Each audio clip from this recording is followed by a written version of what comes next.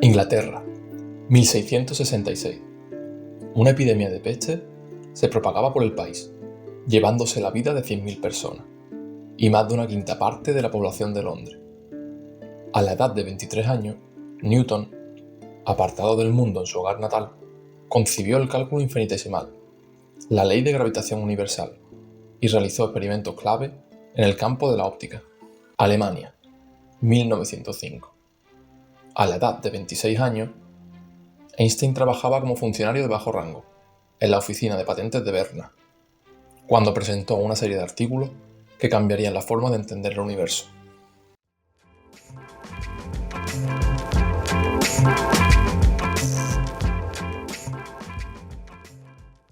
Daniel Dumile comenzó su carrera en el rap, en el grupo KMD, junto a su hermano pequeño, A$AP Rocky. El grupo lanzó su álbum debut en 1991, donde ya se incluían samples de programas de televisión como Barrio Sésamo. En 1993 comenzarían a grabar su segundo disco, que fue mucho más polémico y enfocaba temas como el racismo y las drogas de una manera mucho más cruda. Pero poco tiempo antes del lanzamiento de este álbum, A$AP Rocky fue atropellado cuando intentaba cruzar la carretera, muriendo en el acto. Elektra disuelve el contrato del grupo esa misma semana y cancela la salida del disco, alegando que el título del álbum y la portada eran muy polémicos para la discográfica. Tras la muerte de su hermano, Dumile se retira temporalmente de la música. Después de varios años de ausencia, vuelve bajo el nombre de MF Doom, con su primer disco.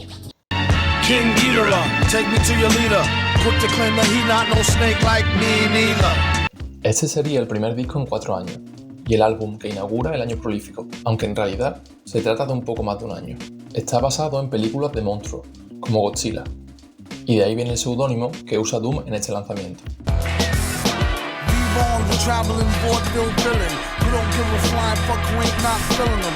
Pasado solamente unos meses de la salida del último trabajo y bajo un alter ego diferente, sale este disco al mercado.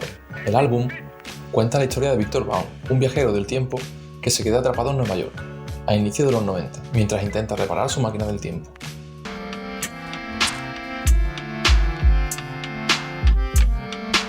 Se trata de una colaboración con Madlib, uno de los mejores productores de hip hop.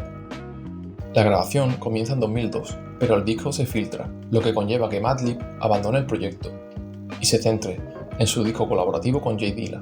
Doom, por su parte, se centra en sus proyectos en solitario. Pasado algún tiempo, vuelven a trabajar juntos para terminar el álbum.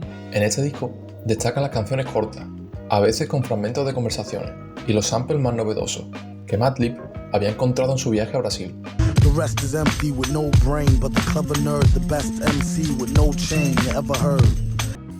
La producción y el liricismo impecable hacen que sea considerado uno de los mejores discos del hip hop. The process wasn't really a big deal. We just hung out, went to clubs, got drunk. I'll hand him a beat CD. I'll go to sleep. He'll work on some music. He'll go to sleep. I'll wake up. I'll make some more beats, listen to what he did.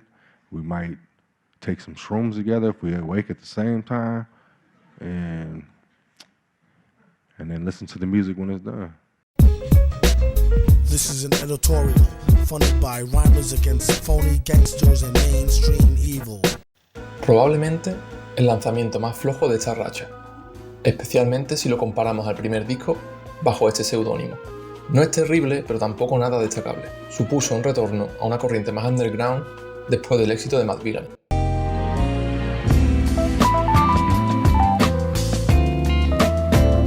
Estos discos son esencialmente hip hop instrumental, y a pesar de que no haya rapeos, por lo que principalmente se conoce a MF Doom, también son de gran calidad, y puede apreciarse su faceta como productor. Estos álbumes de hip hop instrumental podrían considerarse como el precursor de los beats de lo-fi, que son tan comunes actualmente.